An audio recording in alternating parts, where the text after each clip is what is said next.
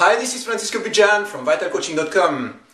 Today the topic for the video is mantra for vitality and health. Yesterday I posted another video which was on power, and the mantra for power was Adhikaranya. It was related with connecting with your destiny line, power and authority over your own life. So I see that you already posted some requests for more mantras. So the one for today is vitality and health. And the mantra, I'm going to share it with you straight away. That way you don't have to wait. You see that the word here is ojas. Maybe you already heard that term before, which means vitality, energy, bodily strength, fluid of life.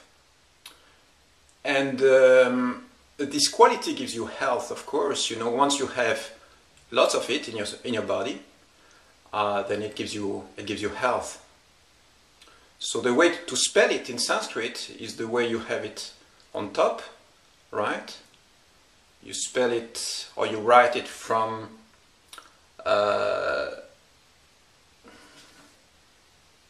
left to right, exactly the way you do it in English.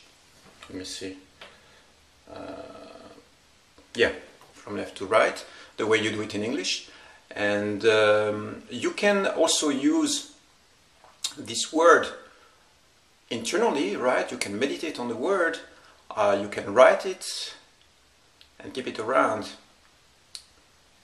and simply use it as frequently as you want. So I'm going to tell you a little bit about how these mantras work so that we really understand the principle. First thing is that the spelling. This first letter here is the letter A. When you put a little bar after this letter A, it becomes a long A, and with that mark above, this little wave above, it becomes O. That's the ideogram or the sign for Ja, and that's the ideogram for the sound Sa. Now when you put a little bar under the Sa, it becomes S. It means that the vowel is not pronounced. That way you understand a little bit the spelling. I want to tell you something about these mantras and the way they work so that you really understand what you are doing. And the idea is really to align your intention. It means that what the mantra does is that it creates a set of, certain set of connections in your brain. It's a neural net, it's an energy. And when you focus on that quality, that's basically the quality that you start invoking in your life. And something important that you have to understand as well, it is that it's not about, invoking the quality, then sitting down and waiting, and then you will be healthy and vital and life force is going to start flowing through you. It works a little bit, but it's a combination, with setting up your intention and then taking action. It means that what it's going to do, it's going to facilitate the process of being more vital and being more healthier. So you need to combine these meditation practices and these invocation practices through calligraphy and writing the word with actually positive, consistent action. It's not about just wishful thinking, invoking the energy and then waiting, and it's going to, of course it manifests through you, but it doesn't. To transform your body and to let it come all the way through into your body, you need to, practice something physically. It means that you have to combine that with having a healthy diet. You need to combine that with doing some exercise, some training, doing some yoga if you want. I mean, it's important to understand that it's a combination of the invocation on one side, setting up the intention in your mind, and then taking action. It's a combination of those two things. It is, of course, a mantra, it's a formula, and you can use it in whatever way you want. You can really meditate on it, sit down and simply say it internally. What I like about writing it physically is really the fact that when you finish writing it, it stays around. In your house, you see it. It's a memory that you activate. It's a certain energy that stays active in your environment. And this is a very powerful thing, because when you meditate on a certain mantra, you know, you meditate internally, that's a very good thing, right? But then eventually you go into town, you're confronted with the events,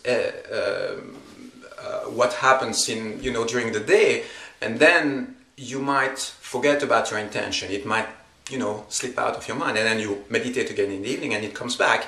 But with having it around you, for instance, if you know, post it on a wall somewhere, in a place where you can see it, you stick it next to your computer, eventually it's going to be reverberating the same energy over and over again. So it's a very powerful technique, and I've been using that for, you know, for many years now as calligraphies, and it works really well. I will tell you more about how to use these calligraphies more in another video. What I want to tell you is that it's possible, for instance, to associate this specific mantra with your name, for instance, that you can write in Sanskrit. I cannot tell you here exactly how to do it, because I would need to know your exact name to be able to, you know, spell it out in Sanskrit for you. But the idea is that you can really create a whole network of energy combinations, and eventually, you know, expand this idea of just using one mantra. And you can, of course, use a combination of mantras. For instance, in the morning, you can, right now you have already Adikaranya, then you can use ojas, you know, and you can, you know, write it maybe 3, 5, 6 times, as many times as you want, until you feel that this energy is working through you. What I frequently do is that I'm going to invoke those mantras or those qualities in the morning, and then I invoke them again before going to sleep in the evening. And this allows me to stay focused and to have the rest period, which is still focused on those energies. Okay, I hope this makes sense. Again, if you want me to give you other mantras with other qualities that you feel you need in life, just post in the comments, ask, you know, request some mantras, and I'll be happy to either share them with you in the comments or eventually record another video on that specific need that you might have. It's a very, very vast topic, and it's really a, you know, a science that you can integrate in your life, and you know, really make it part of your life. And you might have a question about using the mantra directly, or the word directly in English. For instance, the word, you know, vitality or energy or bodily strength or fluid of life. Well, it's going to work as well, right? If you write vitality, if you live in a room or space which is filled with the word vitality everywhere, eventually it's going to have an impact, of course.